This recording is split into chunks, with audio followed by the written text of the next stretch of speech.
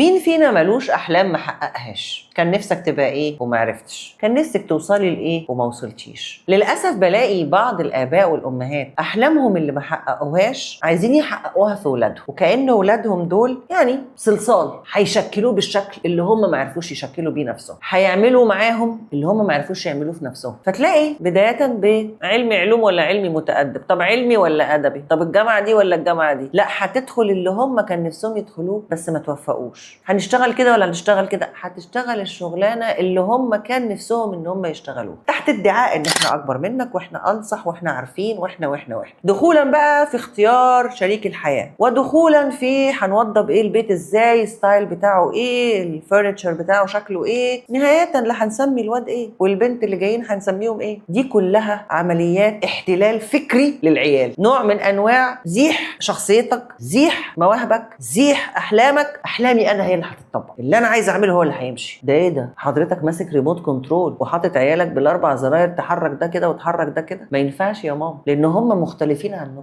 وهم زمانهم مختلف عن زماننا، وهم معطيات وقتهم مختلفه عن معطيات من 20 سنه او 30 سنه فاتت. فلما احنا بنتكلم معاهم يبقى هم شايفيننا كده اللي هو ايه ده حاجه جسم غريب بيتكلم افكار غريبه، فيبتدي هنا يحصل صدام ما بين افكارنا وافكارهم، احلامهم واحلامنا اللي ما اتحققتش. كان مره واحد راجل قاعد قدامي بيقول لي لا ما انا ما تعبتش ده كله عشان يخش الكليه على مزاجه. اوه ماي جاد، ليه؟ ما هو يخش الكليه على مزاجه، هو ده مستقبله، انت اديت اللي عليك، لكن هو بقى دلوقتي يقدر يكمل حياته بالشكل اللي هو شايفه انسب له. ولا الام اللي تقول لي لا لا لا لا لا لا لا ده انا العريس ده لو جالي ما رضاش بيه. لا حضرتك ما ترضيش بيه، بس طالما ان هو فيه المقومات الاساسيه وعاجبها سيبيها تتجوزه. فلاقي انه الاهالي ساعات كده بيفوتهم ان انتوا خدتوا تجربتكم وخدتوا حظكم وتوفقتوا في حاجات، وحاجات ما كان لكوش نصيب فيها. مش هنعند بان العيال هم اللي ياخدوها. كان نفسك تخش كليه طب وما دخلتش، مش شرط تدخل الثلاث عيال كليه طب. اللي فيهم عايز يخش طب دخل، سيبه يدخل. مش معنى انك انت بتشتغل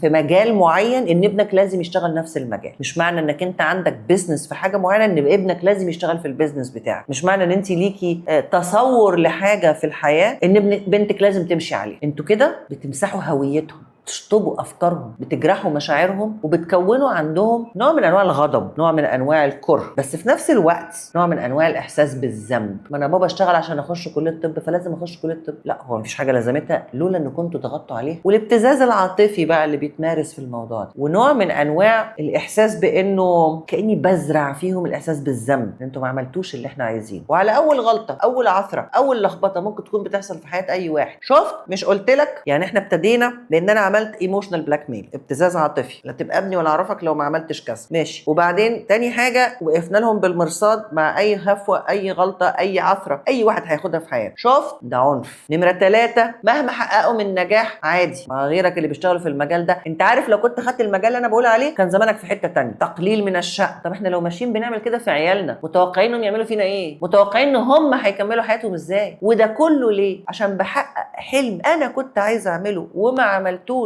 فهحققه في ولادي، اجبرهم انهم يعيشوا حلمي. ما اعتقدش ان حد فيكم خلف ولاده عشان يعمل كده، لان ده في السكه واحنا ماشيين في السكه دي كلها احنا بنبوظ علاقتنا بيهم، بنحسسهم بنوع من انواع الغضب، الذنب، الكره، ويفضل طول حياته ماشي frustrated، محبط انه ما خدش الخط اللي هو كان عايز ياخده. ما تعملوش كده، سيبوا ولادكم ياخدوا تجاربهم طالما انها في حدود ما هو متفق عليه مجتمعيا. ما بيعملش حاجه غلط، ما بتشطحش شطحه شمال، سيبوهم ياخدوا تجربتهم، سيبوهم يتعثروا. على الاقل لو رجع قال لك بابا انا هشتغل في البيزنس بتاعك، هو جاي عن قناعه مش عن اجبار. هي لو جت بعد شويه لك مامي انا موافقه على اللي انت كنت بتقولي عليه، هي جايه عن قناعه مش عن اجبار. اصل الاجبار ده له اكسبيريشن ديت، له تاريخ انتهاء صلاحيه. هو هيفضل مجبر لحد ما انتهاء الصلاحيه يخلص، هيتمرد على كل شيء وعلى كل حد. ما تحطوش نفسكم في المكان. كتير من الاحيان الاولاد اللي بيتمسكوا بالخط اللي هم عايزينه، اللي ممكن يكون مخالف للي اهاليهم كانوا عايزينه، بيتمسكوا بيه، بيبقى عندهم حافز قوي جدا ان هم يحققوا نجاحات. ولما بينجحوا بيتمردوا على اهلهم، لانه بيبقوا شايفين ان هم